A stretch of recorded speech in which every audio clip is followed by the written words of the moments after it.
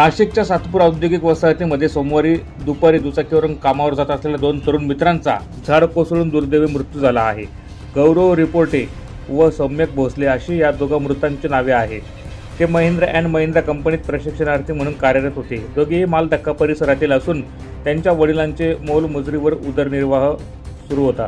सातपूरच्या ESI रुग्णालया मागील रस्त्यावरून जात असताना डॉक्टर बाबासाहेब आंबेडकर क्रीडांगणासमोर वादळ वाऱ्यामुळे एक मोठा गुलमोहराचं झाड त्यांच्या दुचाकीवर कोसळला. घटनेनंतर अग्निशामक दलाने तात्काळ मदत कार्य सुरू करून त्यांना बाहेर काढले आणि जिल्हा रुग्णालयात दाखल केले. मात्र गौरवचा जागीच मृत्यू झाला तर सम्यकने खासगी रुग्णालयात रात्री उपचारादरम्यान अखेरचा श्वास घेतला.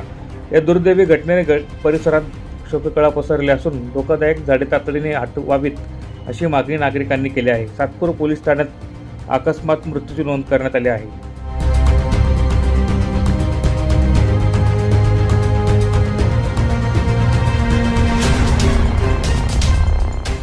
ब्युरो रिपोर्ट, माझा महाराष्ट्र न्यूज, नाशिक.